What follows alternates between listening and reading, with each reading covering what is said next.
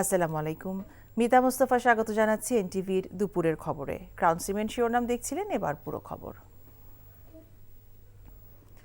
শিক্ষার্থীদের প্রতিবাদের মুখে সরকারি আলিয়া মাদ্রাসা প্রাঙ্গণ থেকে অস্থায়ী আদালত সরিয়ে নেওয়া হচ্ছে বলে জানিয়েছেন বিজিবির আইনজীবী। শিক্ষার্থীদের প্রতিবাদের কারণে আদালত পরিচালনার পরিবেশ নেই উল্লেখ করে এসব কথা জানান আইনজীবী মোহাম্মদ বোরহানউদ্দিন। বুধবার রাতভর আন্দোলনের পর বৃহস্পতিবার সকালে সড়কে অবস্থান নিয়ে বিক্ষোভ প্রদর্শন করে শিক্ষার্থীরা। এর আগে বুধবার রাতে আদালতে আগুন দেয় দুর্বৃত্তরা। আইন মন্ত্রণালয়ের নির্দেশে আজ সকালে এই আদালতে বিডিআর বিদ্রোহের বিচারকাজ শুরু হওয়ার কথা ছিল। তবে উদ্ভূত পরিস্থিতিতে আদালতে পুলিশ এবং এপিবিএন সদস্যরা প্রবেশ করতে পারেনি। এই আদালত কোথায় এবং কবে বসবে তা পরবর্তীতে জানানো হবে বলে জানিয়েছেন বিজিবির আইনজীবী।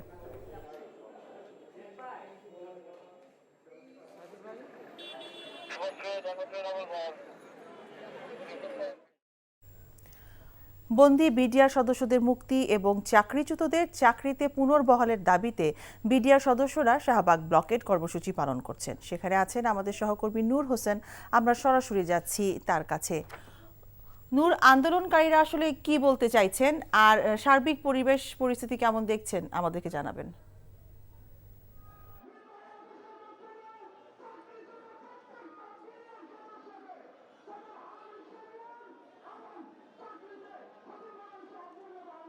গতকাল থেকেই বিডিআরের যেসব সদস্য পিলখানা হত্যাকাণ্ডকে কেন্দ্র করে চাকরিচ্যুত হয়েছেন, শাস্তি পেয়েছেন এবং জেলখানায় বন্দী রয়েছেন, তাদের যে পরিবারের সদস্যরা রয়েছেন তারা রাজধানীর শাহবাগের পাশে জাতীয় জাদুঘর এবং কেন্দ্রীয় শহীদ মিনারে অবস্থান কর্মসূচি পালন করছেন।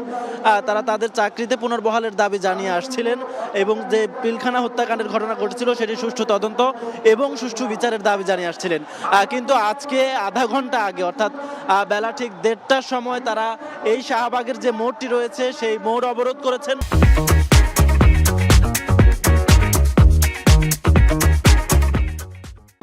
তারা বলছেন আজকে তারা এক দফা দাবিতে এই মোড়টি অবরোধ করেছেন। তাদের এক দফা দাবি হচ্ছে যেসব 18,500 জনকে পিলখানা হত্যাকাণ্ডকে কেন্দ্র করে 18,500 জন বিডিআর সদস্যকে চাকরিচ্যুত করা হয়েছে, তাদের প্রত্যেককে চাকরিতে পুনর্বহাল করতে হবে এবং যারা জেলে বন্দী রয়েছেন তাদেরকে দ্রুততম সময়ের মধ্যে জামিন দিতে হবে। এই দাবিটি তারা জানিয়ে আজকে শাহবাগ মোড় অবরোধ করেছেন এবং 1:30টার সময় যখন শাহবাগ মোড় অবরোধ করেন ঠিক তখনই শাহবাগের চারপাশের যে সড়ক রয়েছে সেই চারপাশের সড়কে যানবাহন চলাচল বন্ধ হয়ে গেছে। তবে আন্দোলনকারীরা জরুরি যে গাড়িগুলো রয়েছে, অ্যাম্বুলেন্স এবং অন্যান্য জরুরি পরিষেবা, সেগুলোকে চলাচল করতে দিচ্ছেন। এখানে একটু আগে এই আন্দোলনের বা এই বিডিআর সদস্যদেরকে এখানে গণজমায়েত যিনি করেছেন বৈষম্য বিরোধী ছাত্র আন্দোলনের কেন্দ্রীয় সমন্বয়ক মাহিন সরকার, তিনি কথা বলেছেন, গণমাধ্যমের সঙ্গে কথা বলেছেন। তিনি বলেছেন আজকে কেবল 1 ঘন্টা সময় তারা এই শাহবাগ মোড়ে অবস্থান করবেন।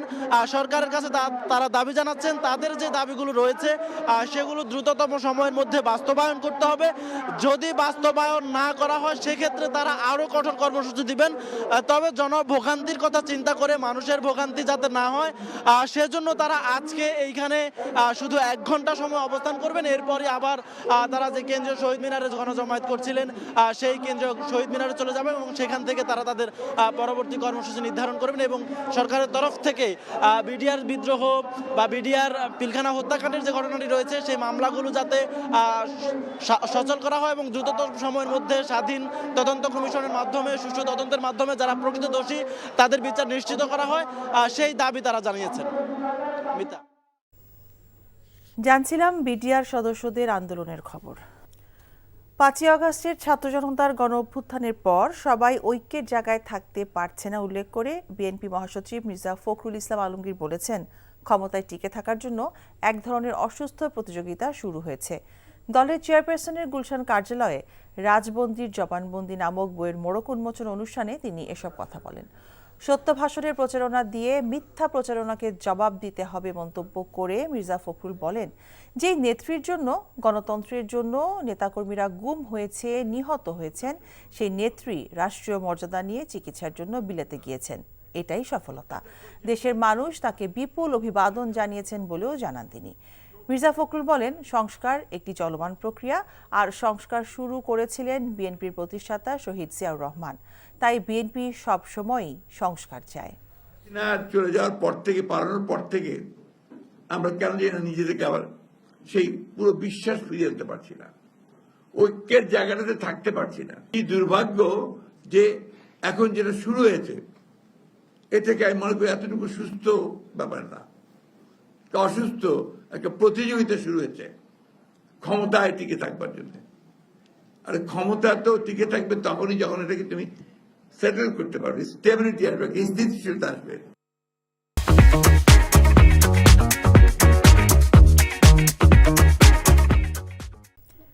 তেতাল্লিশতম বিসিএস এর প্রজ্ঞাপন থেকে বাদ পড়া 227 জনের বিষয়ে পুনর্বিবেচনা করে দেখা গেছে বেশিরভাগই চাকরিতে যোগ দিতে পারবেন, দ্রুতই প্রক্রিয়া শুরু হবে বলে জানিয়েছেন জনপ্রশাসন সচিব মোখলেসুর রহমান।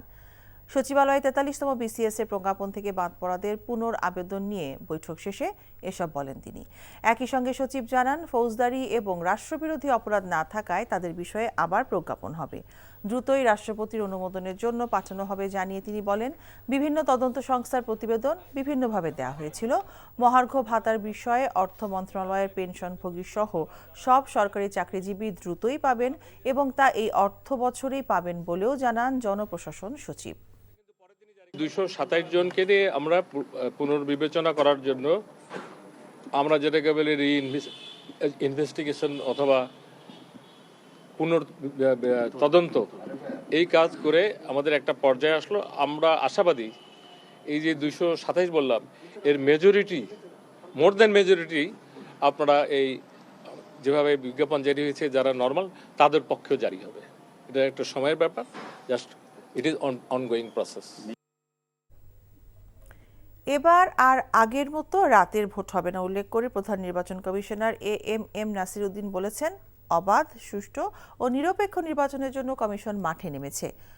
সকালে মৌলভীবাজার শহরের বেঙ্গল কনভেনশন হলে ভোটার নিবন্ধন প্রক্রিয়ায় চ্যালেঞ্জ এবং চ্যালেঞ্জ উত্তরণের উপায় শীর্ষক দিনব্যাপী কর্মশালায় একথা বলেন তিনি।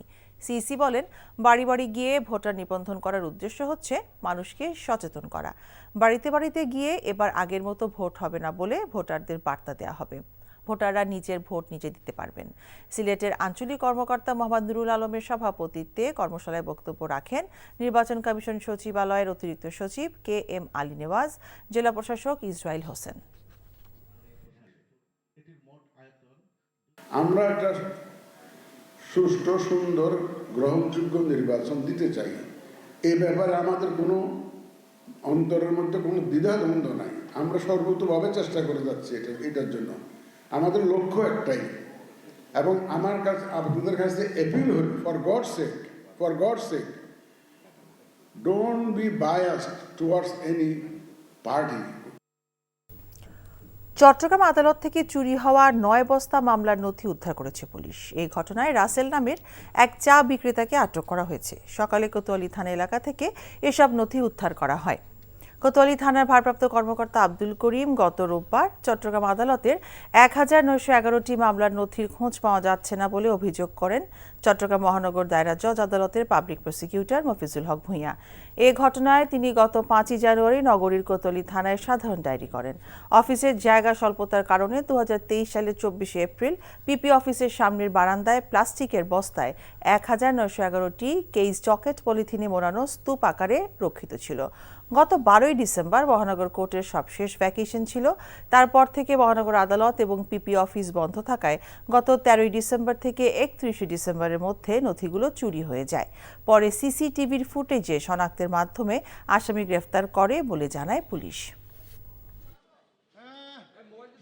হারানো সিডিগুলি কোর্ট বিলিং হতে কৌশলে নিয়ে একটা ভাঙ্গারির দোকানে বিক্রি করেছে মর্মে আমাদেরকে তথ্য দিলে সেই তথ্যের ভিত্তিতে তাকে নিয়ে আমরা অভিযান পরিচালনা করি এবং কোতোয়ালি থানা এলাকার পাথরঘাটস্থ সতীশবাবু লেন হইতে জনক মফিজের ভাঙ্গারি দোকান হইতে আমরা হারিয়ে যাওয়া 9 বস্তা কেস ডকেট উদ্ধার করতে সক্ষম হই।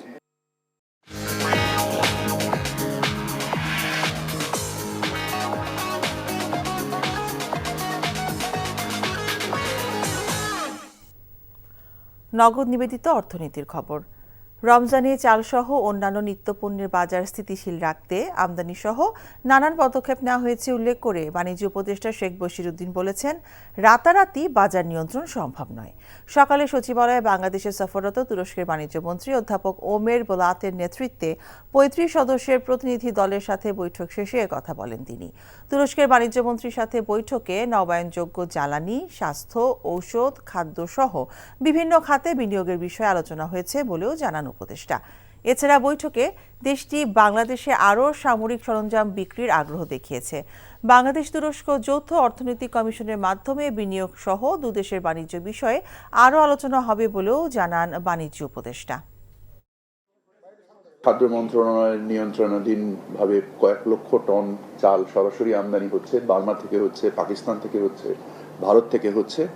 সো আমাদের আমনের ভরা মৌসুম এই মুহূর্তে চলছে, আমাদের এপ্রিল নাগাদ বোরো ধান আসবে। সো আমরা আশা করি যে এখন থেকে এপ্রিল মানে আগামী ৩ মাস বাজারের যে একটা সাময়িক অবস্থা তৈরি হয়েছে, আমরা আশা করি ইনশাল্লাহ এটা ঠিক হয়ে যাবে। এছাড়া অন্য কোনো পণ্যে আমার জানা মতে তেমন কোনো অসঙ্গতি নেই বলে আমার ধারণা।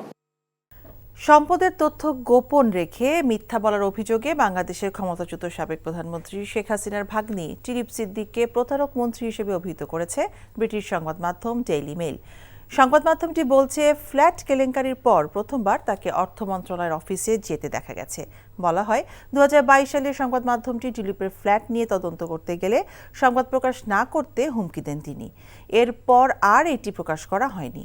পরে জানা যায়, ফ্ল্যাটটি এক ব্যবসায়ীর কাছ থেকে উপহার পেয়েছেন তিনি। এরপর থেকে টিলিপের সম্পদ নিয়ে তদন্ত শুরু হয়। এদিকে কনজারভেটিভ পার্টির নেতা ক্রিস ফিলিপ টিলিপ সিদ্দিকের পদত্যাগের দাবি জানিয়েছেন। তিনি বলেছেন, টিলিপ তার ব্যক্তিগত সম্পদের উৎস ব্যাখ্যা দিতে না পারলে পদ থেকে সরে দাঁড়াতে হবে। এই ছিল দুপুরের খবরে। এই খবরের ভিডিও সহ আপডেট জানতে ভিজিট করুন এনটিভি অনলাইন www.ntvbd.com। এছাড়াও এনটিভি জনপ্রিয় সব অনুষ্ঠান ও খবরের আপডেট জানতে ভিজিট করুন আমাদের ইউটিউব ও ভেরিফাইড ফেসবুক পেজ। ৫টায় দেশের খবর দেখার আমন্ত্রণ রইল। সবাইকে ধন্যবাদ।